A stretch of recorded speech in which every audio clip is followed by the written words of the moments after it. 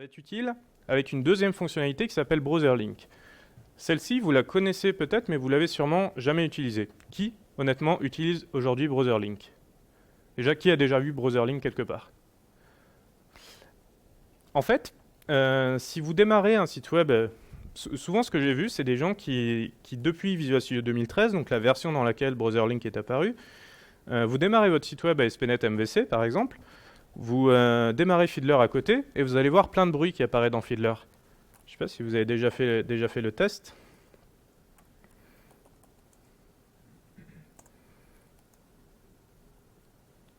Hop, regardez. Il y a l'air de se passer pas mal de choses. Alors, je vais peut-être vérifier que je l'ai activé. Hop, il est bien activé. Je vais vérifier que j'ai pas mes filtres. Voilà. Vous avez sûrement vu ce genre de choses. Ou pas. Mais en tout cas, Visual Studio, vous voyez, c'est écrit VSUB, il a l'air de faire des choses, à votre insu. Et bien ça, c'est Browser Link en fait. Ça se base sur une technologie qui s'appelle WebSocket. Et en fait, Browser Link, il va nous permettre dynamiquement de pousser des choses de Visual Studio à tous les navigateurs ouverts sur votre site, sur votre application. Regardez, j'ouvre Visual Studio. J'ouvre mon site sur Visual Studio. Et ici, si je viens sur ce Browser Link Dashboard, je retrouve mon navigateur. Si j'ouvre un deuxième onglet sur ce même navigateur, hop, il va apparaître également ici. Ça, c'est la fonctionnalité de base de Visual Studio. Il crée un lien entre chaque session sur votre site et Visual Studio. De base, c'est pas très utile en fait. C'est juste que toutes les modifs que je vais faire ici à gauche, je peux pousser dynamiquement tout ça vers tous les navigateurs qui sont ouverts.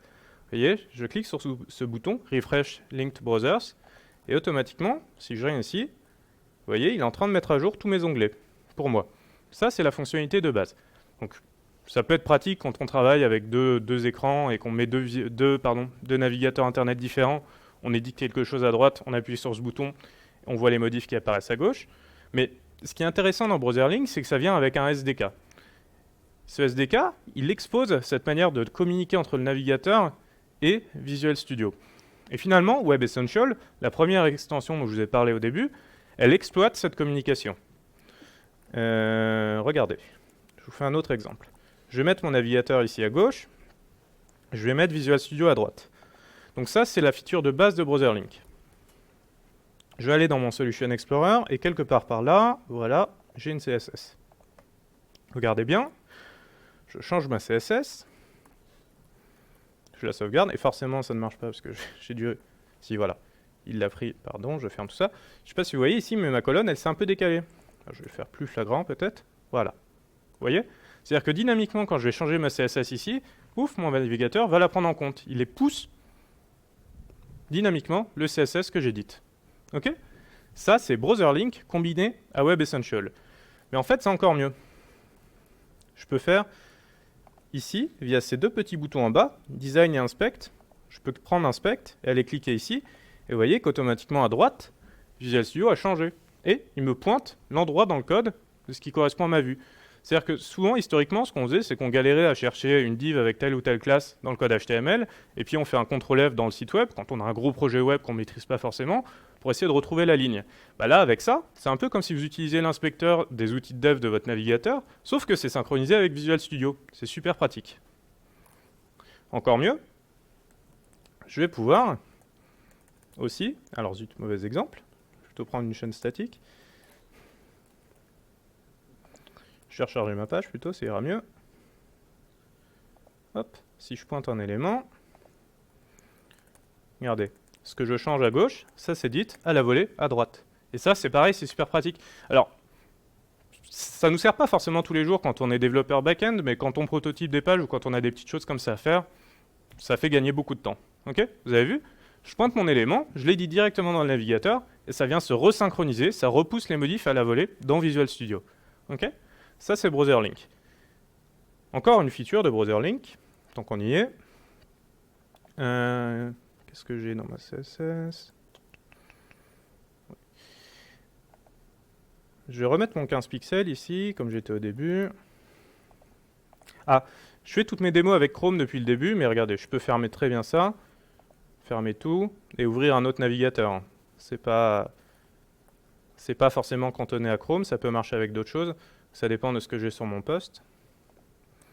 Zut. Non. Ah, zut. Alors, est-ce que je peux le changer à partir d'ici? J'ai malheureusement une petite résolution d'écran, donc je suis un petit peu coincé.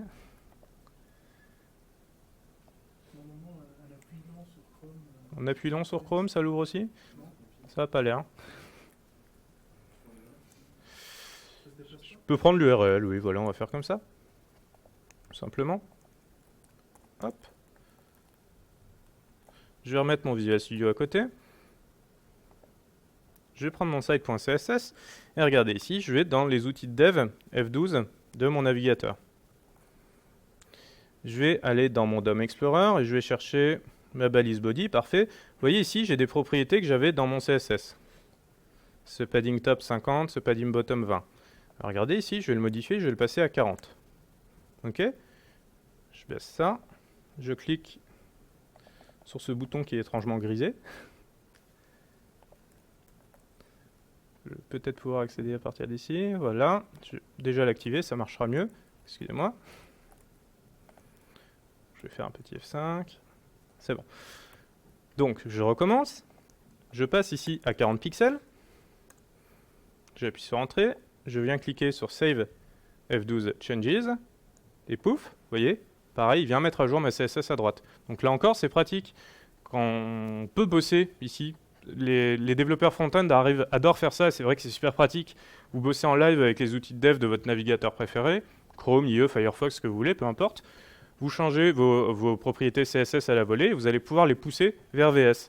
Là, j'étais en mode où je clique sur Save F12 Changes, mais j'aurais pu faire l'autosync, c'est-à-dire en même temps que je change, il va pousser automatiquement les modifs vers VS. Je ne suis pas fan de ce mode parce que si vous jouez un petit peu trop, vous avez le risque de pousser des choses pas bien vers Visual Studio. Moi, je préfère rester en mode je clique pour que ça pousse les modifs. D'accord?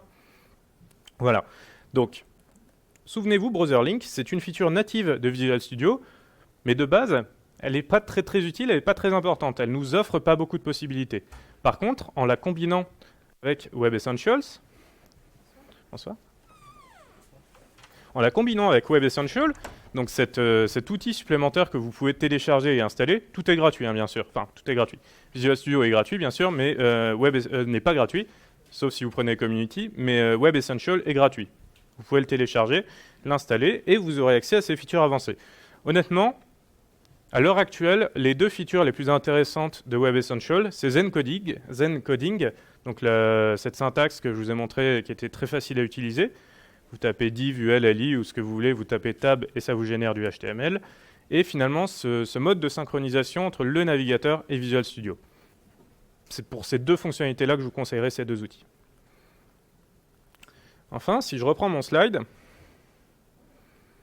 un dernier élément qui vient de Microsoft, qui s'installe également grâce à une extension de Visual Studio, c'est TypeScript. Est-ce que dans votre travail au quotidien, vous écrivez du JavaScript? Ou est-ce que c'est d'autres équipes qui le font? Ouais. Est-ce que vous connaissez TypeScript déjà? Un petit peu, ouais. Alors TypeScript, c'est un surensemble de JavaScript. JavaScript, c'est très bien comme langage, surtout avec les normes récentes, type ECMAScript 6. Malheureusement, surtout pour nous, développeurs C#, c'est pas forcément super intuitif. Honnêtement, je donne régulièrement des formations sur la partie web où les gens qui sont des développeurs C#, qui maîtrisent C#, qui en font depuis des années, mais la syntaxe de JavaScript, ça les effraie un peu. C'est vraiment quelque chose de radicalement différent de ce qu'on connaît. L'avantage de TypeScript, c'est que c'est un surensemble de JavaScript qui nous offre des fonctionnalités qui nous permettent de rapprocher du monde de l'orienté objet tel qu'on le connaît. C'est-à-dire qu'on va pouvoir créer des interfaces, on va pouvoir créer des classes, on va pouvoir faire de l'héritage, on va pouvoir avoir un typage qui est un petit peu plus classique par rapport à ce qu'on utilise d'habitude en JavaScript. Bref, on va pouvoir écrire du JavaScript en étant proche de ce qu'on aurait dans un autre langage, type C#. Le problème, c'est que TypeScript n'est pas compréhensible par un navigateur, pas directement. Donc en fait, ce code TypeScript, on va le transcompiler vers du JavaScript. Cette étape de transcompilation, il y a plusieurs possibilités pour la faire, on va en parler. Et c'est ce JavaScript produit par la transcompilation qu'on va livrer au navigateur Internet. Donc, Basiquement, pour pouvoir utiliser TypeScript, vous allez devoir installer une extension à Visual Studio.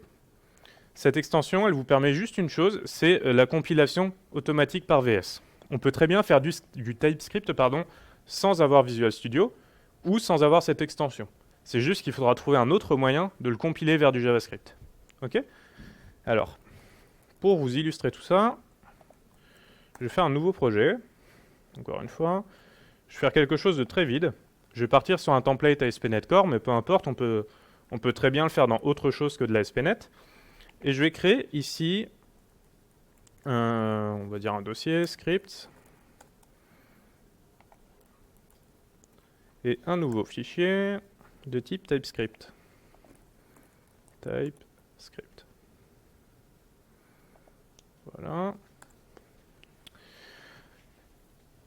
Là, j'ai accès à la syntaxe de TypeScript. Donc je peux écrire par exemple, en mettant le focus au bon endroit, hop, je vais pouvoir écrire du code qui n'est plus vraiment du JavaScript, mais qui est du TypeScript. Ok ? Donc par exemple, je peux créer une classe. Je vais appeler Greeter. Ok ? Cette classe-là, j'ai la possibilité de lui mettre des choses comme, par exemple, un constructeur. Je peux lui créer un constructeur et lui décrire une espèce de propriété publique que j'appellerai name. Vous voyez, ce genre de choses. Je peux lui donner une méthode que j'appellerai greet. Alors pardon, si j'écris avec des erreurs, ça ne va pas le faire. Je peux lui ajouter une méthode que j'appellerai greet, qui serait l'équivalent d'une méthode publique exposée par mon objet. Décidément. Vous voyez, on a une syntaxe, c'est pas exactement C#, mais on est loin de JavaScript. Ici, je peux faire hello name, quelque chose du genre. Et puis surtout, ce qui est intéressant, c'est qu'à la fin, je peux l'instancier mon objet. Je peux faire un new greeter, passer un nom, hop. Et puis, comme je suis dans un surensemble de JavaScript, j'ai accès quand même à toutes les fonctionnalités de JavaScript, plus les nouvelles fonctionnalités de TypeScript. Donc par exemple, la manipulation du DOM, ce que je fais habituellement, soit directement en JavaScript, soit par l'intermédiaire de librairies comme jQuery, je peux toujours le faire ici. Et la syntaxe, c'est toujours la même. Donc je vais pouvoir, hop, par exemple, ici, appeler ma méthode greet que j'ai créée. Vous voyez, tout ça, c'est du TypeScript. C'est des choses qu'on ne peut pas faire directement via JavaScript. D'accord ? Je vous ai dit, ce fichier-là, il ne va pas être compris naturellement par mon navigateur. Je vais devoir le compiler vers du JavaScript. Bien, en ayant installé les outils, l'extension qui permet à Visual Studio de comprendre TypeScript, j'ai juste à la configurer un tout petit peu, cette extension. Donc, je vais ajouter un autre type de fichier à mon projet, qui s'appelle tsconfig.json. En gros, ça permet de configurer le moteur. Il y a pas mal d'options, on ne va pas forcément rentrer dedans. Moi, ce qui m'intéresse, c'est de lui dire de générer mon fichier à tel endroit. Donc, je vais l'envoyer par exemple dans mon www.route. Alors, JS, je sauvegarde, je build, et là, regardez, il m'a généré un dossier JS. Dedans, j'ai un fichier file.js, et ça, par contre, ce n'est plus du TypeScript, c'est devenu du JavaScript. Donc, il l'a compilé, il l'a transformé pour moi. Donc, ce fichier-là, j'ai plus qu'à le référencer dans mes pages web. D'accord ? Jamais je référencerai directement le TypeScript, je prendrai toujours le fichier transformé. Parce que ça, c'est compréhensible par un navigateur. Ok ? Donc c'est une autre approche. C'est vraiment très très à la mode, puisque finalement, ça vous permet de facilement mieux organiser votre code JS. Je ne sais pas si vous utilisez AngularJS comme framework, mais bon, c'est pas ce qui a été fait, mais par un temps, on nous parlait qu'Angular ne serait plus qu'utilisable au travers de TypeScript. D'accord ? Donc on tend à préférer ces entre guillemets surcouches qui facilitent la vie dans le monde du JavaScript. Vraiment beaucoup, beaucoup. Vous voyez, ça, c'est pas forcément évident à écrire quand on ne connaît pas JavaScript, quand on vient du mode C#, alors que ça, c'est beaucoup plus proche de nous. La syntaxe est un petit peu différente, mais on est quand même beaucoup, beaucoup plus proche de ce que l'on connaît. Ok ? Le point important ici, c'est que tout cela, ça fonctionne uniquement grâce au fait que j'ai installé une extension supplémentaire à Visual Studio. Et c'est là que ça va m'emmener à mon prochain point, qui est justement la possibilité d'avoir Visual Studio avec des outils qui ne sont pas de Microsoft. C'est-à-dire que toutes les extensions que je vous ai présentées jusqu'à présent, elles viennent de Microsoft. Mais c'est pas forcément bien. Alors, un exemple tout simple. Dans ASP.NET MVC, vous avez la possibilité de faire ce que l'on appelle des bundles. D'accord ? Un exemple tout bête, c'est prendre tous les JS qu'il y a sur votre site, les mettre ensemble, les concaténer dans un seul fichier, puis de minifier ce fichier-là, c'est-à-dire supprimer tous les caractères inutiles. Une autre utilisation qu'on aime bien faire avec des bundles, c'est prendre les fameux fichiers less dont je vous ai parlé. Donc less, c'est également une surcouche, on va dire, à CSS. Ça nous permet d'utiliser des variables, des espèces de méthodes à l'intérieur. Ça facilite l'écriture de CSS. Le problème, c'est qu'encore une fois, c'est pas compris par le navigateur. Le navigateur a besoin d'utiliser un fichier CSS. Donc l'astuce, c'est également de transformer ces fichiers less en fichiers CSS. Dans des applications MVC, ce que l'on aime bien faire, pour pas se prendre la tête avec des problématiques de build ou autres, c'était d'utiliser la fonctionnalité des bundles pour créer un bundle de less. C'est-à-dire que c'est MVC qui allait assurer cette étape de compilation de less vers CSS au runtime. Vous me suivez ? C'est quelque chose de très courant. Le problème, c'est qu'en faisant cette approche-là, qui était celle poussée par Microsoft, on était dépendant, encore une fois, d'une librairie qui était développée dans le monde Microsoft, alors que finalement, less, c'est quelque chose qui existe dans le monde entier du web, pas juste le monde Microsoft. Et la grosse nuance, elle est là, finalement.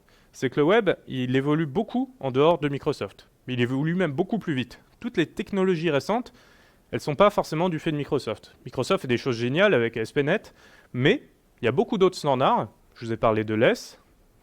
On a JS avec son ECMAScript 6. Il y a tous les outils dont on va parler maintenant. Tout ça, c'est des choses qui ne viennent pas du monde Microsoft. Et finalement, avec les bundles et less, on est arrivé dans une situation où le produit n'était plus maintenu. Et donc, si c'est le choix technique que vous aviez fait, eh ben, vous ne pouvez pas utiliser des compilateurs less récents, parce que c'était des compilateurs less pour le monde Microsoft. Du coup, la nouvelle approche, celle qui est poussée avec les projets notamment ASP.NET Core, donc la nouvelle version d'MVC, et Visual Studio 2015, c'est très important, c'est de ne plus se restreindre à ce monde de Microsoft, mais de s'ouvrir plus largement à d'autres outils, des outils qui sont utilisés dans d'autres technos à la base. Alors, ça peut effrayer, puisque ça fait beaucoup de nouveaux outils, ça fait beaucoup de nouvelles technologies, mais au final, on trouve beaucoup plus facilement de la documentation sur Internet, plus facilement de l'aide, et puis même sur nous, sur les projets, on trouve plus facilement des compétences. Donc on a vraiment tout à y gagner. Le premier de ces outils, qui est un peu au cœur de tous, c'est NPM. NPM, c'est un gestionnaire de dépendances. C'est même le gestionnaire de dépendances de Node.js. Si vous avez installé Visual Studio 2015 sur vos postes, en fait, il a installé Node.js aussi sur votre machine. Et il a installé NPM aussi. Il est un petit peu caché. C'est une version, c'est pas forcément la dernière version, c'est une version qui est bundlée avec VS 2015. Mais il a installé ce NPM-là. Et ce NPM, vous allez pouvoir l'utiliser dans vos projets ASP.NET Core. L'idée, c'est qu'il va nous permettre d'accéder à d'autres outils. Généralement, on va l'utiliser pour des dépendances, de développement, d'autres outils de dev dont on va parler juste après. Mais on pourrait aussi l'utiliser pour récupérer des dépendances clients. C'est-à-dire qu'il y a quelque chose qui était un petit peu aberrant avant. Dans les templates de projet, c'était Nugget qui était utilisé pour récupérer des dépendances comme jQuery, Bootstrap ou autres. Le problème, c'est que Nugget n'est pas vraiment très bon dans la gestion de ces dépendances-là. Pour faire une mise à jour d'une librairie cliente via Nugget, ou faire de la désinstall, réinstall, c'était un petit peu galère. Et puis encore une fois, on n'est pas forcément connecté sur les mêmes repos que ce que la plupart des développeurs web utilisent. On est connecté sur les repos Nugget, donc des choses du monde Microsoft. Du coup, Nugget pour les dépendances clients, on va un petit peu l'oublier. Et on pourra utiliser soit NPM, ici, donc c'est pas encore complètement utilisable dans Visual Studio, mais à terme ça pourrait l'être, soit Bower, un autre outil dont on va parler juste après. Je commence par NPM. Alors, je vais juste supprimer ça, je vais rester dans le même projet. NPM, donc, les deux prérequis, enfin NPM via Visual Studio, les deux prérequis, c'est d'avoir VS 2015 et d'être sur de l'ASP.NET Core. Bien sûr, NPM, c'est utilisable en dehors de ces deux contextes-là. Mais la démo et les exemples que je vais vous faire sont ceux dans VS 2015 et ASP.NET Core. Okay ? Vous pouvez, si vous avez VS 2013, l'utiliser dès à présent, c'est juste que le tooling est un petit peu moins adapté. Donc la première étape, c'est d'ajouter un nouveau fichier dans votre projet qui s'appelle un package.json. Ce fichier, c'est simplement le fichier qui décrit les dépendances de votre projet. C'est l'équivalent d'un npm init, si vous connaissez npm. C'est un peu la base, dans notre cas. Il va nous permettre de lister les dépendances que l'on va récupérer au travers d'npm. Par exemple, une de ces dépendances, la première dont je souhaite vous parler, c'est Bower. Je vous montre juste comment ça fonctionne. C'est très simple. Vous écrivez le nom de votre paquet, la version du paquet que vous utilisez. Vous avez une espèce de petite complétion, une petite intelligence sur les versions des paquets. Donc, j'ai pris celle qui me proposait. C'est pas forcément la dernière, mais on va dire que c'est la dernière que je peux récupérer facilement. Et puis là, vous voyez, sur le nœud dependencies qui est apparu, je trouve un sous-nœud npm qui lui-même contient un sous-nœud Bower. C'est-à-dire qu'il est en train de restaurer ces dépendances-là et les installer, les rendre utilisables dans mon projet. D'accord ? Alors, je vais mettre npm un petit peu de côté, mais il va me servir dans toutes mes autres démos qui suivent. À chaque fois que j'aurai une nouvelle dépendance de dev à ajouter à mon projet, j'utiliserai npm. L'avantage, c'est que c'est quelque chose qui est vraiment très largement utilisé aujourd'hui dans le monde du web. N'importe quelle librairie cliente d'aujourd'hui, si vous regardez son site web, sa documentation, ils vont vous expliquer comment l'installer, comment la récupérer au travers d'NPM. Donc c'est vraiment quelque chose de très universel. Et si vous êtes dans le cas d'un VS 2015 et ASP.NET Core, c'est très simple à installer, c'est très simple à utiliser. Vous voyez, ça m'a pris 2 clics pour ajouter le fichier et j'ai plus qu'à lister mes dépendances qui m'intéressent. On va voir après comment les utiliser. Donc, retenez surtout que NPM c'est un gestionnaire de dépendances et nous autres développeurs web.NET, l'usage qu'on en ferait le plus à l'heure actuelle, c'est la récupération d'autres outils de dev. Alors, le premier de ces autres outils, c'est Bower. Bower, c'est également un gestionnaire de dépendances, mais il a une grande spécialité, c'est la gestion des dépendances clientes. C'est-à-dire que Bower ne va pas nous permettre de récupérer d'autres outils. Lui, Bower, il va nous permettre de récupérer jQuery, Bootstrap, AngularJS, ce que vous voulez. Il sait très bien le faire. En fait, il se plug sur GitHub, et puis il est capable de récupérer des projets directement sur GitHub. Ok ? Ça s'installe super facilement au travers de NPM, c'est ce que je vous ai montré. Bower, un numéro de version. Et puis le gros avantage également, c'est qu'on a une fenêtre, une intégration visuelle à VS 2015 qui va vous permettre de recharger ces paquets. D'accord ? Quand je vais partir dans la petite fenêtre, je tape jQuery ou ce que je veux, puis je vais pouvoir l'installer. Le dernier point, il est assez important, c'est que nous, Bower, dans VS, on l'a seulement maintenant. Mais pourtant, Bower, ça existe depuis un petit moment. Je relativise, je dis petit, puisque le monde du web, ça évolue vraiment rapidement. Bower, c'est pas là depuis des années et des années, c'est quand même relativement récent par rapport à l'échelle du web et de .NET, par exemple. Néanmoins, ça a des petits problèmes que NPM sait compenser facilement. Et à terme, peut-être dans la prochaine version de Visual Studio 2016, ou je ne sais pas laquelle, on pourra également utiliser NPM pour gérer les dépendances clients. Actuellement, on peut le faire, mais c'est un petit peu compliqué. C'est pas l'usage qui est recommandé. Bref, une fois que j'ai installé Bower, donc, je vais également lui ajouter un petit fichier de configuration. Donc encore une fois, new item. Ce serait sympa que ça se ferme, ça ? Non ? Non, bon, tant pis. Si, voilà. New item, je prends un fichier de configuration de Bower. Encore une fois, c'est un fichier JSON dans lequel je peux lister mes dépendances. Regardez, par exemple, si je tape jQuery, hop, il va aller me chercher les versions qui sont dispo. Alors forcément, ah si, voilà. Je crois que ça allait être un petit peu trop long. Et je peux valider, et il va me la télécharger. Je sauvegarde mon fichier. Automatiquement, il a détecté que j'avais un nouveau gestionnaire de dépendances dans ma solution. Donc il apparaît ici. Et là, j'ai les dépendances listées. Au passage, en même temps, dans mon dossier www.root, il a rajouté un dossier lib avec mon jQuery. Et là-dedans, j'ai mon jQuery et mes jQuery min que je peux référencer directement dans mes pages. D'accord ? Et c'est très pratique pour récupérer ces dépendances. Je vous ai parlé d'une intégration graphique, c'est très pratique. Je vais faire bêtement un clic droit sur mon projet. J'ai une fenêtre de gestion des paquets Bower. Donc là, je vois que j'ai seulement jQuery installé dans mon projet, mais je peux aller chercher d'autres paquets. Par exemple, je peux récupérer effectivement Bootstrap.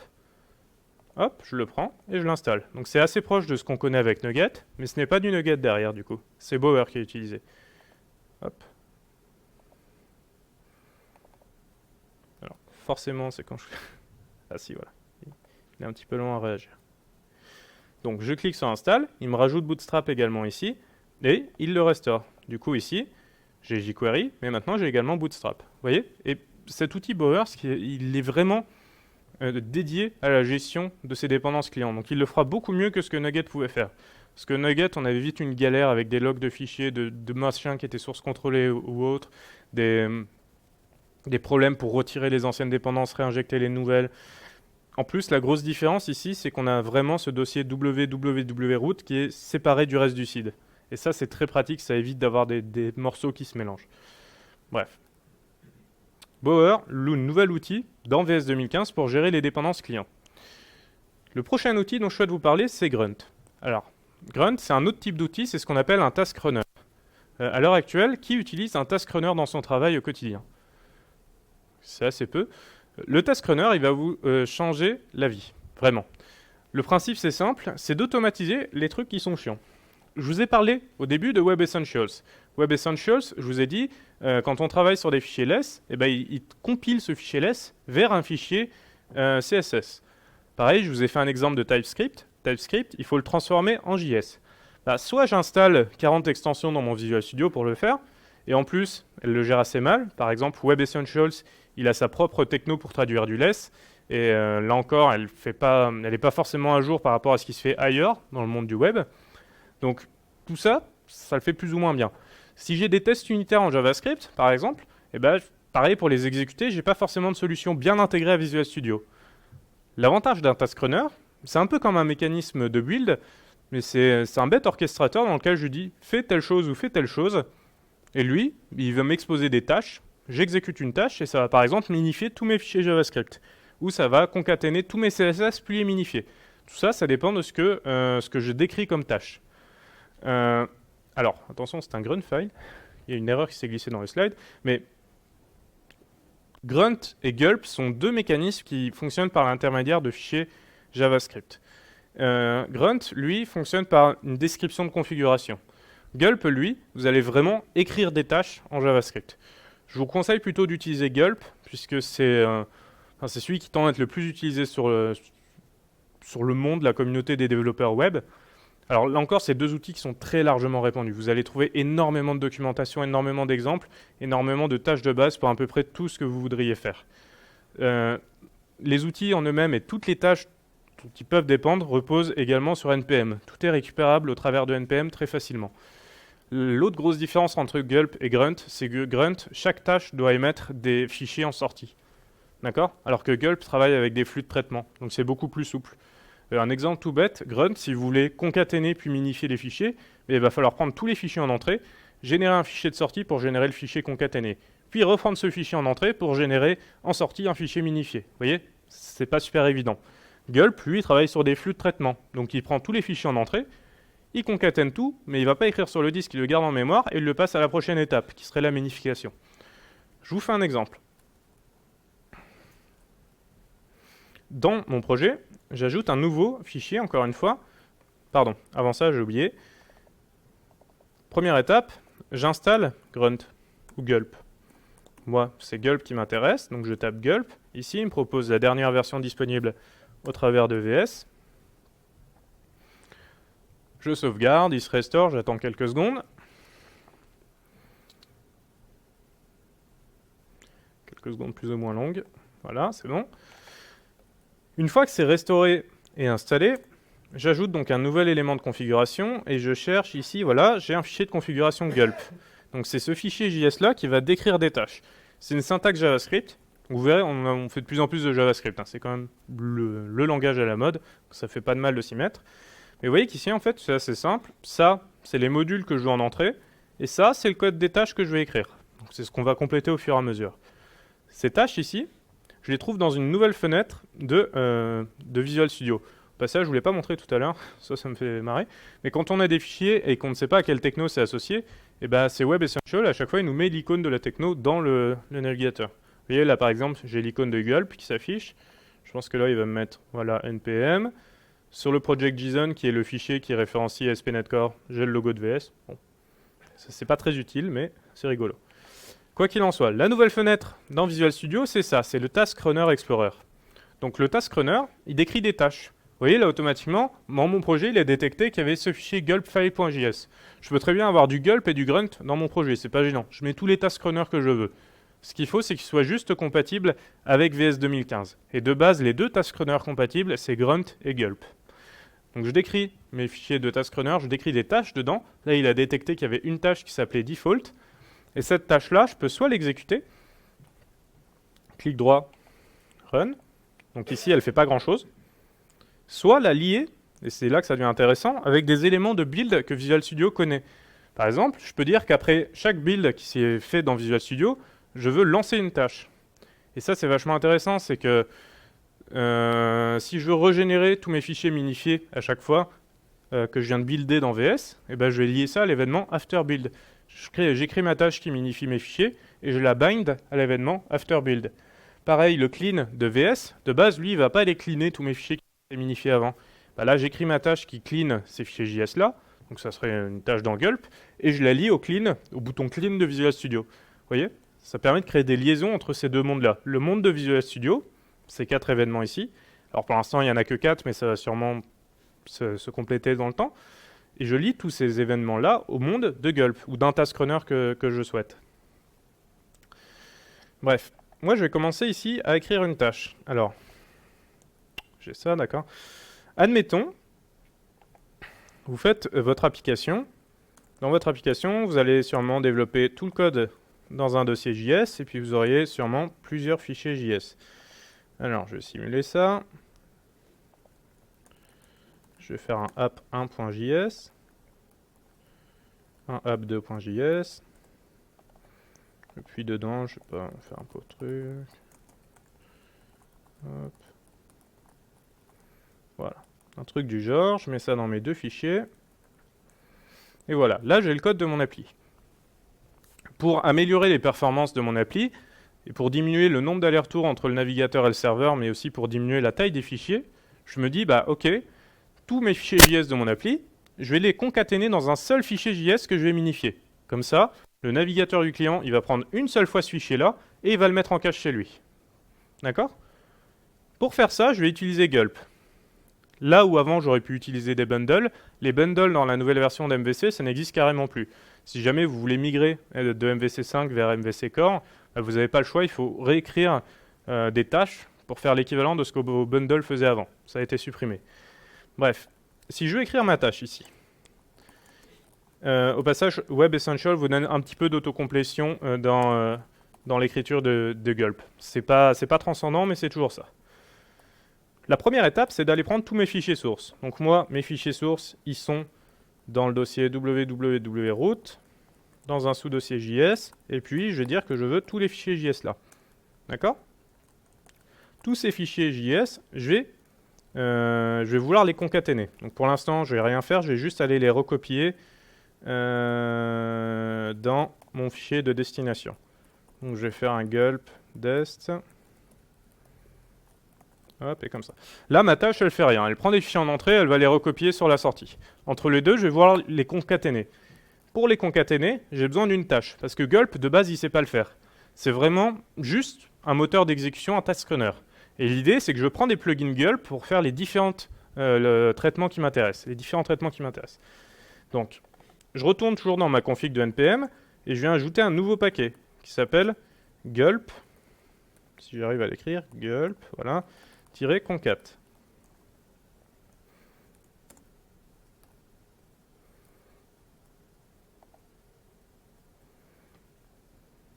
On attend que ça s'installe. Super, voilà. Une fois que mon paquet est installé, je vais le référencer ici, en haut de mon fichier Gulp, et je vais dire que je veux la tâche concat. OK? Et bien maintenant, j'ai plus qu'à l'appeler, c'est-à-dire qu'avant de recopier mes fichiers, je rajoute ici un élément dans mon chaîne de traitement. Vous voyez, cette notion de pipe, c'est vraiment vous avez un stream, un flux qui se balade, et vous n'allez pas repasser sur le disque à chaque fois.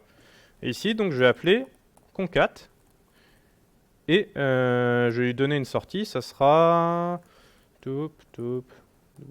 wroot dist site.js. Ok. Là, j'ai écrit une première tâche gulp. Donc ça demande un peu de connaître cette syntaxe, mais l'avantage, c'est que ce genre de choses, vous allez le trouver super simplement sur Internet au début. Le temps de commencer à maîtriser l'outil, c'est vraiment super utilisé partout ailleurs que chez Microsoft. Pour l'instant. Mais ça tend à changer. Ce qui est intéressant, c'est de voir l'ouverture de Microsoft sur le sujet. En gros, plutôt que de faire les bundles, qui était une technologie vraiment bien au moment où c'est sorti, c'est-à-dire en 2012, voire 2011, si je dis pas de bêtises, à l'époque, franchement, Microsoft était à la pointe. Parce qu'avec ce truc-là, il y avait une solution intégrée pour minifier et concaténer les fichiers, c'est nickel. Seulement, c'était il y a 5 ans, et en 5 ans, il s'est passé beaucoup de choses, et on a notamment les task runners qui sont démocratisés, qui font ça très bien aussi, et qui le font même mieux que les bundles, parce qu'ils font plus de choses. J'exécute ma tâche. Alors, manifestement, j'ai écrit des bêtises. Concat. Oui, excusez-moi. Hop. Gulp-concat, ça va mieux marcher. Je relance ma tâche. Hop, cette fois-ci, ça a l'air un petit peu mieux. Ça s'est exécuté. J'ai un répertoire dist qui est apparu. Et à l'intérieur, je retrouve bien mes 2 fichiers qui ont été concaténés. Vous voyez? Ça, c'est la première étape. Si je veux rajouter d'autres étapes, c'est super simple. Il suffit toujours que je référencie d'autres tâches. Par exemple, pour minifier mon CS, c'est une tâche qui s'appelle Uglify. Là, je suis d'accord, il n'y a vraiment pas moyen de le deviner. Il faut connaître un petit peu l'univers ou chercher un petit peu sur le net. Mais une fois que j'ai référencé le paquet Uglify, j'ai plus qu'à aller dans ma définition de gulp ici, l'inclure. Je vais essayer de ne pas me planter 2 fois et de bien l'écrire. Gulp Uglify, voilà. Et juste de la mettre dans mon traitement. La minification, je vais le faire après la concaténation, mais avant l'écriture sur le disque. Donc je me mets ici, et je dis pipe Uglify. Vous voyez? Vous enchaînez juste, vous imbriquez les méthodes que vous voulez appeler. Une fois que c'est fait, je vais relancer ma tâche. Hop. Alors, je l'avais laissé ouvert. Zut. Mais j'ai bien maintenant tout le code de mon appli qui est là et qui s'est retrouvé minifié. Ok? Vous voyez, ça c'est vraiment intéressant les task runners. Alors, qui parmi vous connaît un petit peu ASP.NET Core? Qui s'est déjà intéressé à ASP.NET Core ou est peut-être déjà venu à une soirée sur ASP.NET Core? ASP.NET Core, c'est ASP.NET 5. Ça a changé de nom entre temps. J'ai un petit peu de suspense. Pas du tout. Bon, alors c'est pas l'objet de la soirée parce que c'est un autre outil en soi. Mais je vous montre juste une fonctionnalité. Si vous êtes des développeurs ASP.NET MVC, il y a un truc qui est énorme dans ASP.NET MVC Core. C'est ce qu'on appelle les tag helpers. Donc je vais juste référencer quelques paquets ici. Ça, c'est, on va dire, le nouveau mode de fonctionnement de la stack ASP.NET. On référencie juste des paquets nuggets, ça va tirer les paquets nuggets, et puis on a juste à brancher des trucs dans les tuyaux, et tout fonctionne. Donc je vais référencer MVC, la dernière version d'MVC. Si je trouve la version qui m'intéresse dans la liste. Voilà, bon, je vais écrire à la main, ça ira plus vite.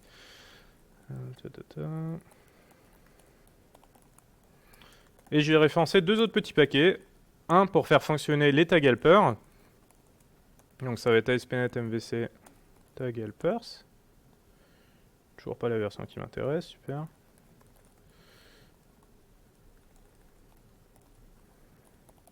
Et un second paquet, et c'est là où il y a une grosse différence avant, qui est pour rajouter du tooling dans Visual Studio. C'est-à-dire que les tag helpers, ça change la manière d'écrire nos vues MVC. Mais pour que cette nouvelle manière-là soit plus simple à utiliser, on va également changer l'éditeur de vue dans Visual Studio. Et là, où avant on a installé des extensions à la main et c'était un petit peu ballot, puisque si un poste n'avait pas l'extension, ça ne fonctionnait pas pareil, on est dans un mode où on peut avoir accès à ce nouvel éditeur modifié au travers d'un paquet nugget. Tout ça, en fait, c'est une liste de paquets nuggets qui est référencée dans mon projet. D'accord? Et bien ici, je peux chercher un autre paquet qui s'appelle Microsoft ASP.NET Tooling Razor. Je le rajoute à mon projet. Et automatiquement, alors, 2 dernières étapes. Là, j'ai rajouté MVC. Il faut juste configurer MVC pour que ça puisse fonctionner. Donc, c'est ce que je vais essayer de faire rapidement. Hop.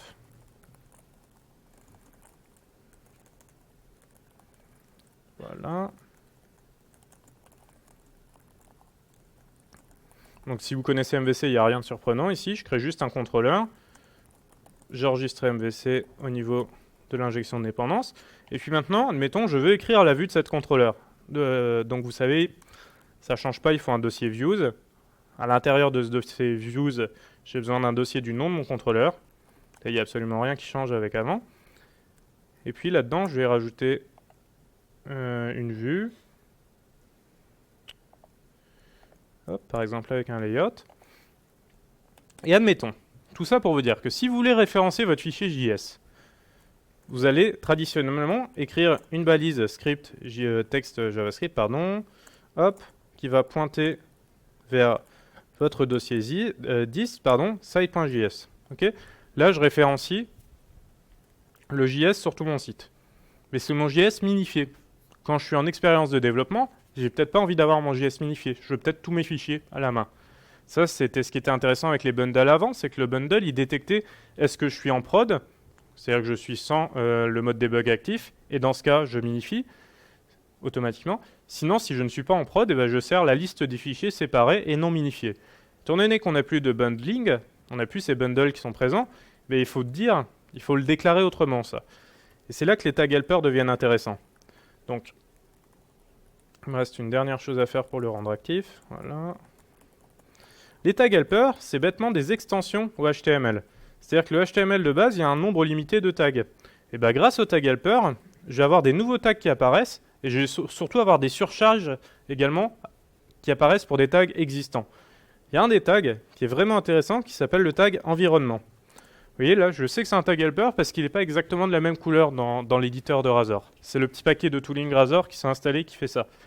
Et je peux dire finalement que ce fichier ici, ce fichier minifié, je le veux pour les environnements de production. Ok ? Production. Et ça, c'est bêtement une variable d'environnement qui va me dire est-ce que je suis en production ou pas. C'est-à-dire que je peux donner une alternative. Si je suis sur un environnement de développement, eh ben, je pourrais lui dire de ne pas prendre ce fichier dist, mais plutôt d'aller chercher, et là aussi c'est intéressant, sur la balise de script, j'ai accès à un nouvel attribut grâce au tag helper qui s'appelle ASP SRC include, dans lequel je vais pouvoir faire du globing. C'est-à-dire que je vais lui dire va prendre tous les fichiers qui sont dans le dossier JS et qui ont l'extension .js. Vous voyez ? Si j'exécute mon site, et si j'ai rien oublié, hop, donc j'ai mon Chrome qui se démarre. Et si je regarde la source de ma page, donc j'ai dû oublier un truc, parce que j'ai visiblement pas EVC qui fonctionne.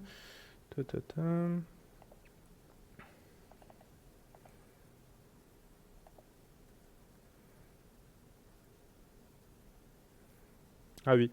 Un élément important, c'est que les fichiers statiques ne sont pas servis automatiquement. Hop.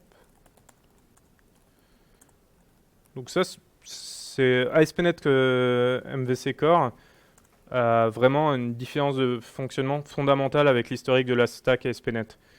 Je vous invite à vous renseigner sur le sujet si vous ne l'avez pas encore fait, puisque c'est, il y a un gros intérêt à passer vers ce mode de fonctionnement-là, et c'est vraiment une méthode de pensée radicalement différente de ce qu'on faisait jusqu'à présent. Donc si vous ne vous y êtes pas encore intéressé, faites-le. Notamment sur le blog SOAT, vous trouverez pas mal d'articles sur le sujet, ailleurs également, mais je fais la promo de SOAT au passage. Mais ça vaut le coup d'y jeter un petit coup d'œil, quand même. Pourquoi j'ai pas mes sources? Top. Ça fonctionne?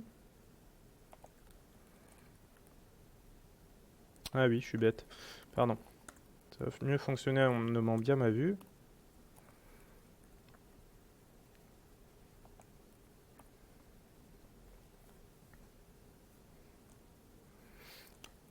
Hop.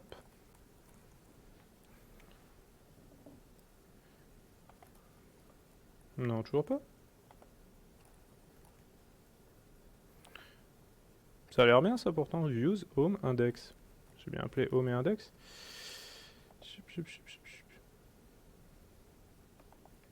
Alors, je vous demanderai une seconde supplémentaire. ASP.NET Core, ça fonctionne dans un mode où on a le moins de choses possible branchées dans les tuyaux. C'est-à-dire que même la page d'erreur, on l'a pu, en fait. Donc si on veut des erreurs, hop, alors c'est pas celui-là, si c'est ça. Si on veut des erreurs, il faut demander à avoir la page pour nous afficher les erreurs. Et elle s'appelle Developer Exception Page, voilà. C'est-à-dire que de base, vous avez vraiment plus rien dans le tuyau. C'est aussi un mode fonctionnement proche de ce qu'on a dans l'univers Node.js. De base, vous avez un listener HTTP et absolument rien pour faire des traitements. Ah oui, voilà. Et quand on a l'erreur de... C'est vachement plus explicite. Ça devrait beaucoup mieux marcher. Maintenant, on voit bien que j'ai mon JS qui fonctionne. Hola 2, c'est ce que j'avais écrit dans mon code JS. Et si je regarde la source, vous voyez qu'ici, je ne suis pas en mode production. Et donc, automatiquement, mon globing, là où j'avais mis étoile.js, eh bien, j'ai mes deux fichiers JS qui arrivent. Ok ? Je vous montre une variante. Je vais dans les propriétés de mon projet, je vais changer la valeur de cette fameuse variable d'environnement. Vous voyez ici, elle est développée automatiquement, elle est paramétrée automatiquement à ce niveau-là. Bah, plutôt que de mettre development, je vais mettre production. Hop. et automatiquement, ce tag helper, il va regarder cette variable d'environnement. Et donc, je vais toujours avoir mon JS qui fonctionne. Donc, je vais avoir mes deux petites pop-up qui s'ouvrent. Voilà. Par contre, si je regarde la source de ma page, eh bien, j'ai plus mes deux fichiers, j'ai mon site.js tout seul qui est référencé, donc mon fichier minifié. Enfin, dernier point là-dessus, je vous ai montré une extension ici avec le ASP src include. Il y en a une autre que j'aime beaucoup et qui remplace définitivement ce qu'on avait dans les bundles. C'est le ASP append version. Je le mets à true. Hop. Je viens faire F5 ici. Et là, vous voyez qu'il se contente plus de référencer bêtement mon site.js. Il colle une clé derrière. Et cette clé, c'est le hash du contenu du fichier. C'est-à-dire que si mon fichier change, et ben automatiquement, il va générer une nouvelle clé et ça va invalider le cache du navigateur client. Et ça, c'est super intéressant. Donc finalement, tout ce que les bundles faisaient, même si on n'a plus les bundles dans MVC, eh ben, on est capable de reproduire leur fonctionnement avec NPM et Gulp, qui sont deux outils qui sont pas juste présents dans le monde Microsoft, qui sont vraiment présents partout sur le net. Okay. Alors je suis un petit peu à la bourre, mais j'avais prévu de vous montrer également Gulp, ma démo sur TypeScript. Là où j'utilisais VS pour compiler TypeScript, bah, je pourrais aussi la refaire sur Gulp. C'est-à-dire que vous avez une tâche qui s'appelle gulp-typescript, qui vous donne accès bêtement à une méthode. Ici, vous faites .pipe TypeScript, et puis il va compiler les fichiers. Les tâches, vous pouvez les combiner. Là, j'ai mis tout ça là. Mais si par exemple, je faisais mon exemple avec TypeScript, ce que je pourrais faire, c'est j'ai créé une tâche qui transforme mon TypeScript vers des choses dans mon dossier JS, et puis ensuite invoquer la tâche là, qui va me prendre ces JS là, les concaténer et les minifier. Vous voyez, le task runner, il nous permet de créer un ensemble de tâches qu'on va pouvoir chaîner et piper. D'accord? Alors, ça c'était pour Visual Studio et les outils hors Microsoft. Un dernier point dont je souhaiterais parler, c'est ceux qui ne sont pas Visual Studio ou pas complètement. Celui-ci, je ne sais pas si vous connaissez, mais il vaut vraiment le coup, c'est Visual Studio Code. C'est un peu comme un Visual Studio, quand même pas mal plus léger et surtout multiplateforme. Et c'est ce dernier point qui est vachement intéressant. Quand vous travaillez sur un projet avec des développeurs front-end, la plupart aiment bien travailler sur Mac, par exemple. Le problème, c'est que sur Mac, on a une expérience qui n'est pas celle de Visual Studio. Or, si vous avez utilisé les outils qu'on a vus jusqu'à présent, NPM, Gulp et autres, eh ben, ces outils-là ne sont pas propres à Visual Studio. Je vous ai dit, ils viennent du monde du web ailleurs. Donc du coup, un développeur front-end qui travaille sur votre projet, eh bien, il va pouvoir commencer à travailler complètement sur son environnement Mac sans avoir de dépendance forte sur Visual Studio. Si par exemple il écrit son JS, il n'a plus besoin d'avoir l'extension de VS qui va permettre de générer son fichier JS modifié. Pareil pour less. Il va pouvoir utiliser la même chose que vous au travers de Gulp. Visual Studio Code, donc c'est une alternative, c'est pour avoir un truc qui se rapproche plus ou moins de Visual Studio quand même, mais qui va savoir se plugger sur tous ces outils. Alors, juste pour vous montrer un autre outil, j'en parle pas dans les slides, c'est Yeoman. C'est pratique pour générer des squelettes de projets. Donc c'est un peu comme quand on fait File New Project dans Visual Studio, mais c'est pour le faire quand on n'a pas Visual Studio. Donc c'est vraiment pratique. Un exemple tout bête, j'ouvre ici une fenêtre de commande, et je peux faire yo ASP.NET. Donc la commande yo, elle est disponible à partir du moment où j'ai installé le paquet Yeoman, que j'ai installé au travers de NPM, comme d'habitude. À partir du moment où je tape ce yo ASP.NET, vous voyez, ici j'ai cette petite fenêtre qui s'ouvre, qui me demande le type de projet que je veux créer. C'est vraiment la même chose que ce que j'aurais dans VS, sauf que ça, c'est utilisable ailleurs que dans VS. Donc à savoir Windows dans une console, mais je peux faire la même chose sur mon Linux, sur mon Mac ou autre. Donc je choisis de créer un nouveau projet, je l'appelle MyApp, peu importe. Il m'a créé pas mal de petites choses. Ici, j'ai un dossier MyApp, et à l'intérieur, eh ben, j'ai finalement l'équivalent de ce que j'avais avant dans mon VS. Et je peux l'ouvrir dans VS Code. Donc VS Code, c'est une version beaucoup plus allégée. Vous allez quand même pouvoir débugger dedans, vous allez quand même avoir de l'autocomplétion.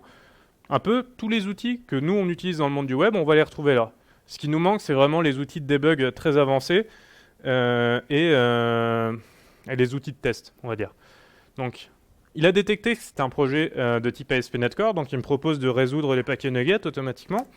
Et puis, une fois qu'il a fini, j'ai juste à ouvrir mon code ici, par exemple mon fichier startup. Et je suis un peu comme dans VS. Par exemple, là, il me dit que j'ai des usings qui ne sont pas utilisés. Je peux faire CTRL, point virgule, et pouf, les supprimer. Ici, je vais avoir de l'autocomplétion et je vais pouvoir écrire mon code. App.run, donc si je veux créer un middleware, vous voyez, j'ai l'accès à l'aide qui me dit ce que c'est censé faire. Je vais avoir une expérience assez proche de VS, mais je ne suis plus dans VS. D'accord? Et sachant que dans ce mode de fonctionnement-là, votre développeur front-end, il peut travailler sur Mac avec quelque chose qui est assez proche de ce que vous avez, qui est intégré avec les outils d'ASP.NET Core notamment. Par exemple, je peux taper ici des commandes, vous avez vu la restauration de paquets, je peux la lancer à partir d'ici aussi. Je peux lancer mon serveur web aussi à partir d'ici. Si je fais dnx run web, voilà. Ça me démarre mon serveur web. Tous ces outils-là, il va avoir les mêmes finalement sur Windows, sur Linux et sur Mac, grâce à VS Code. Donc, si c'est un outil que vous ne connaissez pas, que vous n'utilisez pas encore, je vous invite à y jeter un petit coup d'œil. Ça vaut le détour. Surtout si vous avez un Mac. À savoir, chez MS, il y a beaucoup de gens de l'équipe web MS, donc les gens qui font ASP.NET, qui travaillent maintenant sur Mac avec cet outil-là. C'est vraiment intéressant. Enfin, un dernier point, je cite Brunch. Je vous ai parlé des task runners, donc je vous ai parlé de Gulp et de Grunt. Le problème, c'est que Gulp et Grunt, quand on ne connaît pas la syntaxe, quand on ne connaît pas les outils, ça peut faire peur, et à juste titre. Brunch, c'est une alternative. Elle est beaucoup plus simple à utiliser parce qu'elle se base sur des conventions. C'est-à-dire que si vous utilisez Brunch, vous n'avez plus de fichier de déclaration Brunch à écrire. Il va venir avec des templates de fichiers tout faits, qui se basent sur des conventions. Ces conventions, c'est le fait de se dire que tous les fichiers JS, vous les avez mis là, et qui va vous produire un fichier JS concaténé et minifié. C'est à peu près ce que vous ferez dans la plupart des cas avec un task runner. Il va vous produire ça dans tel dossier. Tout ça, c'est de la convention. Et Brunch, c'est simple. Vous ajoutez Brunch, vous ajoutez le squelette de projet que vous voulez, et puis pouf, il va faire tout ça pour vous automatiquement. Donc si vous n'utilisez pas de task runner, c'est un beau premier pas. Ça se base sur CoffeeScript, c'est encore un autre langage, on va pas en parler là.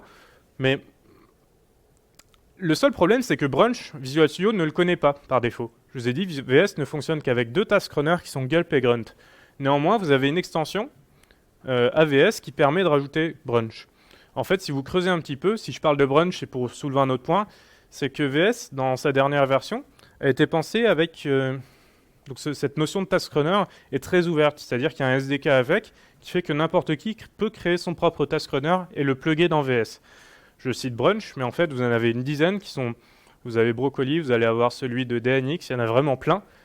Donc, tous ceux qu'on trouverait dans d'autres techno-web, que vos développeurs front web ont peut-être l'habitude d'utiliser, vous allez trouver une extension AVS que vous allez pouvoir plugger et utiliser.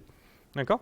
Donc on a vraiment un monde ici qui s'agrémente et sur lequel il y a de plus en plus de fonctionnalités qui viennent s'ajouter. Et je pense que j'ai à peu près fait le tour pour ce dont je voulais vous parler. Ce qu'il faut retenir, vraiment, c'est qu'aujourd'hui, en 2016, on n'est plus cantonné à VS, en tout cas plus seulement à VS et aux produits MS. La preuve, je vous ai dit, le meilleur exemple de tout ça, c'est les bundles.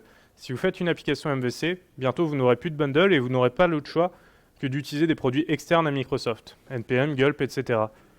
Donc, si vous ne l'avez pas encore fait, intéressez-vous à ces outils-là, ça vaut vraiment le coup. Prenez les noms, prenez les références des outils, et surtout, sachez que c'est des choses qui sont parfois plus simples à appréhender, à découvrir que des choses qui viennent de Microsoft. Parce que la doc, les tutoriaux, les vidéos, tout ce que vous voulez sur n'importe lequel de ces outils-là, vous allez en trouver partout, puisque ça marche en PHP, ça marche en Ruby, ça marche en Node, ça marche en ce que vous voulez. Donc c'est extrêmement, extrêmement, extrêmement utilisé.